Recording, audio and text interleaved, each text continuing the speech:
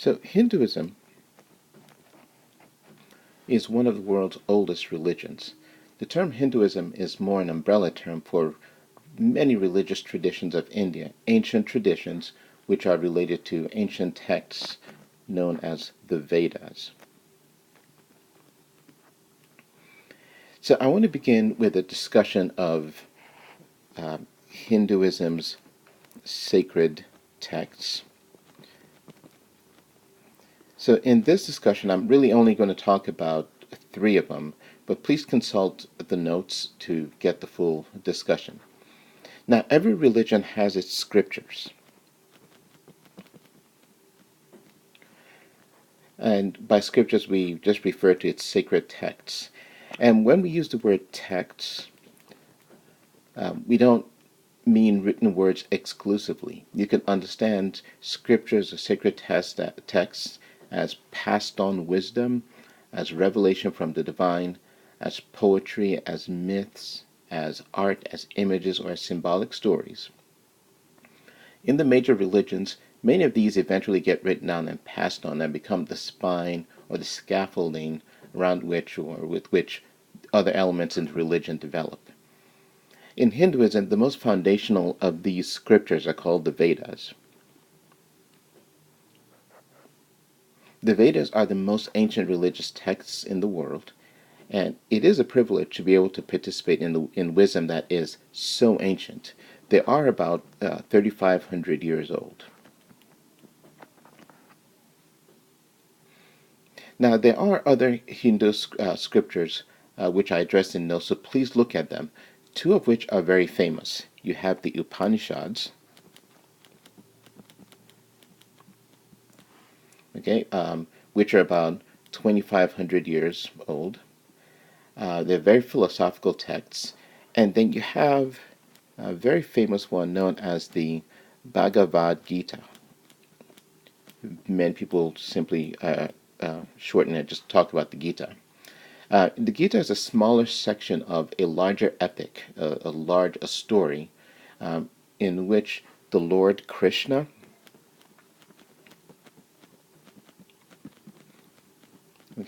has a discourse with a noble, a prince by the name of Arjuna. And this discourse, it consists of about 18 chapters and had become an independent text on its own. Right? And so the Bhagavad Gita has its own independent stand. It's a very, very influential Hindu text. Now, Hinduism does not have a Bible, which a unified canon of texts, much like Judaism, Christianity, or Islam have.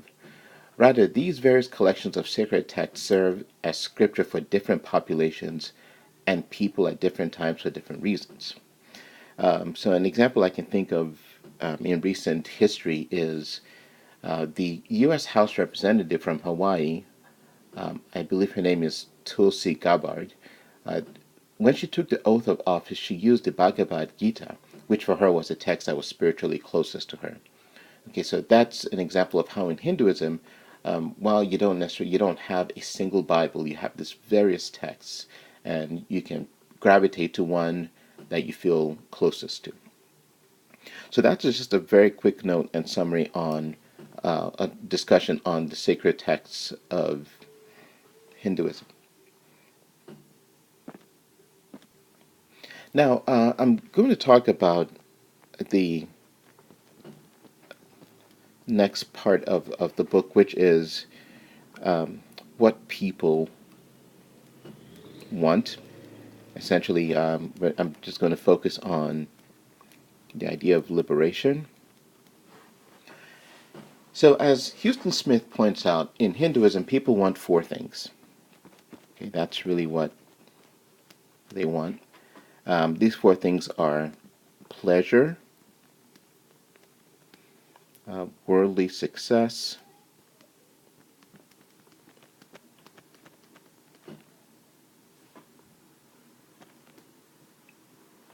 community, and liberation. Now, the ultimate goal, the ultimate thing that we all want is liberation. And that's liberation from everything that distances us from infinite being, infinite awareness, and bliss. So in the book, you can read about these three, and I would say a couple of things about liberation here. So in every human being is inexhaustible being. And it's behind the human self, and it's unrestricted in consciousness and bliss. Okay, this is the hidden self, or what's called the Atman. Okay. And this Atman is no less than Brahman. And Brahman is, in Hinduism, divinity. So the human self is body, personality, and this Atman, Brahman, unity, so to speak, a connection. So if we have this infinite consciousness within us, why don't we feel infinite? Well, the Atman is hidden so deep underneath in us that our human project is to clean out things and let the light within radiate in full display. Okay, and so when you get to do that, that's when you've achieved liberation. So then now we have the issue of how do we get there? How do we get to area of liberation? So there's 4 paths to the goal.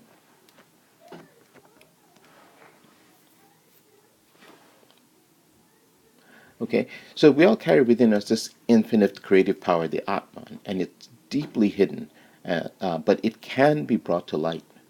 And so the word yoga in Hinduism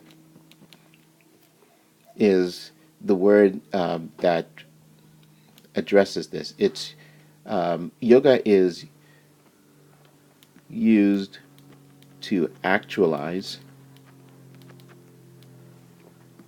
human potential.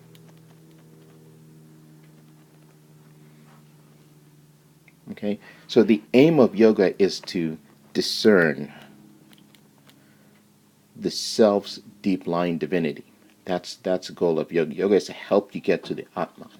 Okay, and it's a method of training, and it's designed to lead you to union with God.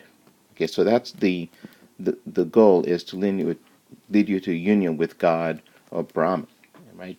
To get this deep potential within you out. So now there's 4 paths to the goal because they're essentially different kinds of people. So there's 4 paths to the goal, 4 different kinds of yoga. And so let me move this over. Okay, so there's the first kind of yoga, which is Jnana yoga. And this is the path of rational inquiry.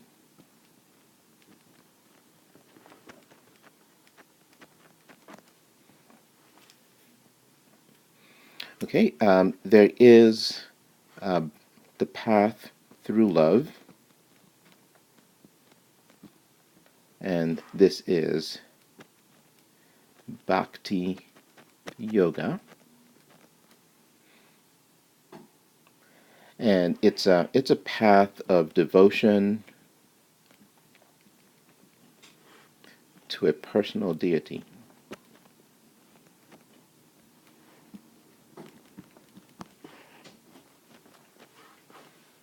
Now there is the way to God through work, and the word for work is karma.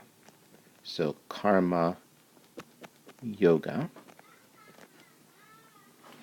Okay, and then there's also the way to God through psychophysical exercises. So let me spell that. Psycho exercises. This is known as Raja yoga, and this is what most people recognized as yoga. So when people tell you they do yoga, they're usually thinking of these psychophysical exercises where you do particular types of breathing and exercises to get you in touch with the body and to bring you peace or calmness or different things. This is what most people think are yoga, but yoga really is just the path to God, the way through which you actualize your human potential. And there's 4 different kinds of yoga. These different approaches are personality types.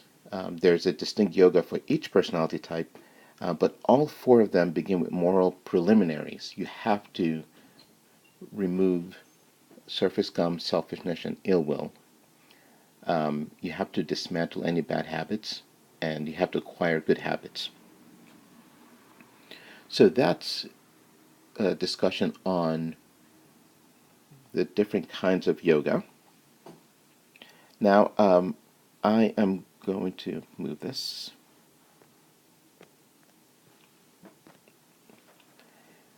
Now, I'm just going to say something about divinity in Hinduism. Houston Smith talks about the famous Hindu prayer that uses the phrase, "Thou before whom all words recoil." So this is a great, wonderful image, right? And he points out that speech about God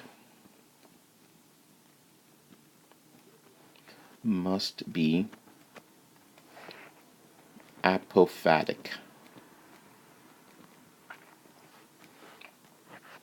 Okay, so what is apophatic? So apophatic theology or spirituality sees God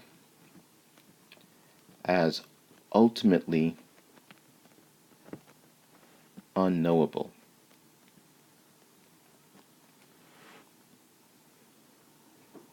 Okay, apophatic theology or spirituality is sometimes called the way of darkness. Okay, it points to the limits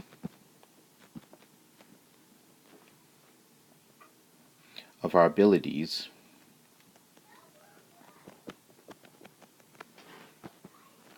to know the transcendent God.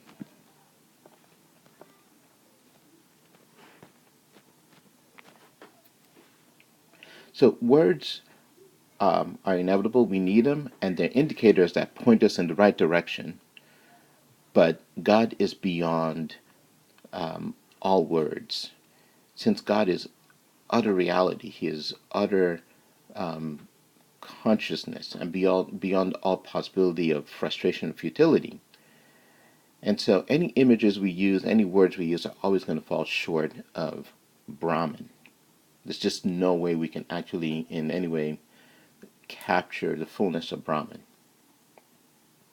So Hinduism encourages people to think of God to use to first of all recognize the Brahman as being ultimately beyond us and beyond our concepts, but also realizes that most people need pictures and you can't deal with such abstractions. So Hinduism encourages people to think of God in as the noblest instance of what they find in the sensible world, right? So you can take something that you find to be special and the most noble thing, and you can use that to, in some way, designate that as represent God. So this means thinking of God as the supreme person, because persons are nature's noblest crown. You can't think of anything better than the human person. And so God's relation to the world can be understood in this way, that God is beyond all words, all concepts. Okay, at the same time, God can be accessed to some degree through limited concepts, through limited symbols, and also understood as the supreme person.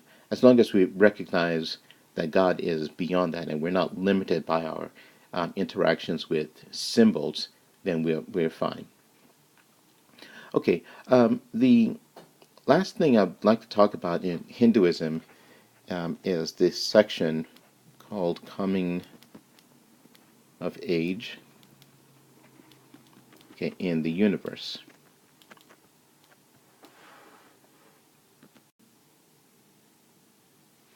Now, in Hinduism, individual souls are referred to as jivas, as Shiva. And these enter the world mysteriously, and they begin as souls of the simplest forms of life. So that's how they start, as souls of the simplest forms of life.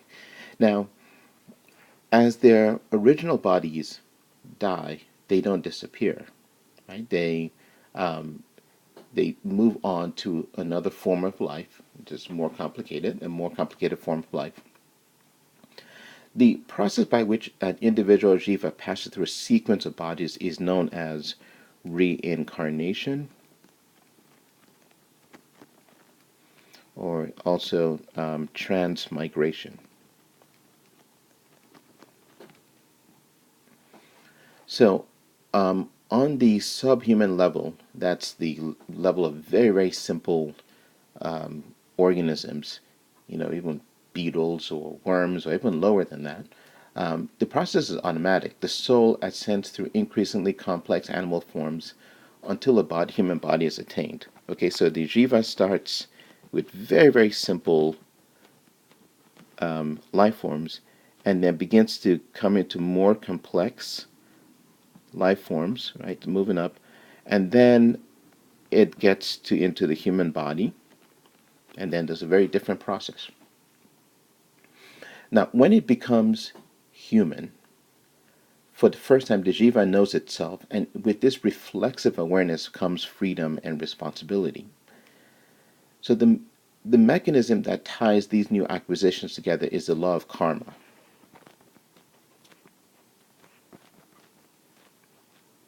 Okay, so the law of karma is responsible for this general movement up and beyond. Now, karma literally means work, as we saw in karma yoga. It just means work. However, as a doctrine, it means the moral law of cause and effect. Okay? Now, so one's present life is an exact product of what it has wanted and done in the past. Okay? Equally, one's present thoughts and decisions will determine one's future. So the notion of a completely moral universe commits the Hindu to complete personal responsibility, right? So your current life is determined by your jiva, your soul's actions in the past, and your actions now will determine what happens with your soul in its next incarnation. Now, karma is not fatalistic. Okay, the course that a soul follows is charted by its wants and needs at each stage of its journey. So if you recall, we had the four basic wants, and if you remember in the book, you move through different stages in life until you've shed all these different temporal acquisitions, and you're now interested in true liberation. Now, eventually, the only good that can satisfy the soul is the infinite and the eternal. Right? That's the only thing that will ultimately satisfy our souls. The infinite and the eternal. Okay? And that's when we get total release. So, excuse my writing there, that's release. And this is known as moksha. So the ultimate goal is a clean escape from the karma run wheel of birth, death, and rebirth, or samsara. Okay, so karma, the law of karma, the law of moral cause of law of effect, is basically affecting the jiva as it goes through this cycle of birth, death, and rebirth. Okay, and that's this samsara. Okay, and moksha is when you escape from this cycle. Okay, so that's you're always you're in this cycle. Remember, the cycle is a progressive cycle, right? You're sort of moving, and at some point, the goal is to escape from this cycle completely, and that's when you achieve moksha. So progress through this ascending one's zigzags, right? So it's not always linear, right? You are going to move, you know, generally like that, but ultimately moving upwards, okay? And everyone eventually gets the point. Everyone eventually gets to this freedom. So it's not like you're stuck in a groundhog cycle of repeating your life, okay? And the other thing is the human spirit is never alone in this. So as you're going through this, remember now you always have the Atman, which is divinity within. Okay, and this is the God which seeks release. So you're being guided at a very fundamental level. And God is a constant companion and a friend who understands. So what happens when the goal is reached, when you attain moksha? Some say the individual soul passes into complete identification with God and loses every trace of its former separateness. And others hope for some slight differentiation between the soul and God. So one way to think about this would be when you finally attain this total release, and you you we can, I don't want to use the word Brahman, God, because you might think in terms of a personal God. So you let's say you've gone through these cycles, okay, and you're moving up, and then you finally get into Brahman. Remember, Brahman is ultimate bliss, ultimate consciousness, it's just the ultimate, and it's utterly simple. So at that point, you are completely absorbed. Now, if you're completely absorbed, then you would have no individual consciousness of being in there. You're simply one with Brahman, right? And you do have some Hindu theologians who suggest, well, okay, you are completely absorbed, but there's a slight differentiation between you and Brahman. That way, you can recognize that you are in Brahman, and in some way get to enjoy that reward of being there, right? So because you're in there, and you're self-conscious about the fact that you're there, and that this is the final end of your journey. Okay, so either way, this is the ultimate goal of this journey, and this is what happens when you achieve your final freedom or release from this samsara, this birth, this wheel of birth, death, and rebirth. Okay, so what I've given you is just a quick snapshot of some of the basic elements in Hinduism. And I'm following Houston Smith's book for the most part. The discussion of the sacred text, that's not from Houston Smith's book, so please be sure to look at the notes.